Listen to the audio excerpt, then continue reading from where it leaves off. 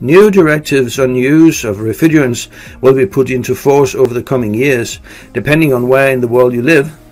But generally, old refrigerants with a high global warming potential will be phased out, the so-called GWP.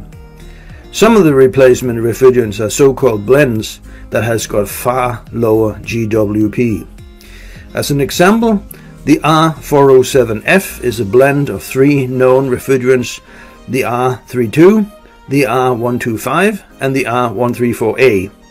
Other blends may consist of up to 5 components, but the function will more or less be the same. If we look at the H-log-P diagram for R407F, you'll see that the temperature curves decline to the right. This means that the evaporation will start at a lower temperature, here minus 12 degrees Celsius. This is because the R32 component will start boiling before the other 2 ingredients. Eventually, as the temperature rises to approximately minus 10 degrees Celsius, the R125 component starts boiling.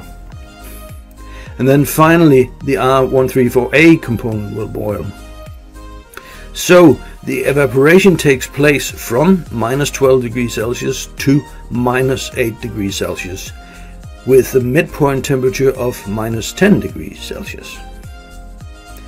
The condensing process follows the same pattern, just opposite.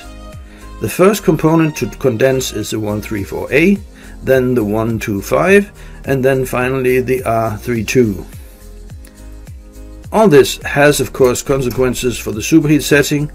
Let's first have a look at a normal, linear, non-glide, azeotropic refrigerant.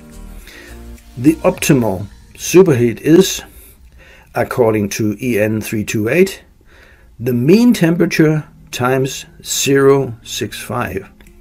In this case, it's 6.5 Kelvin. The same applies to glide or azeotropic refrigerants. It's just that the mean temperature will be different. In this case, we're talking 8 degrees Celsius, so the superheat should be 5.2 Kelvin.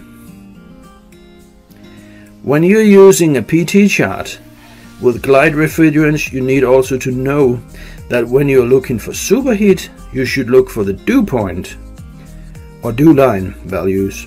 And when you look for subcooling, you should look for bubble point or bubble line. As a silly rule to remember, look for duper heat and bob cooling.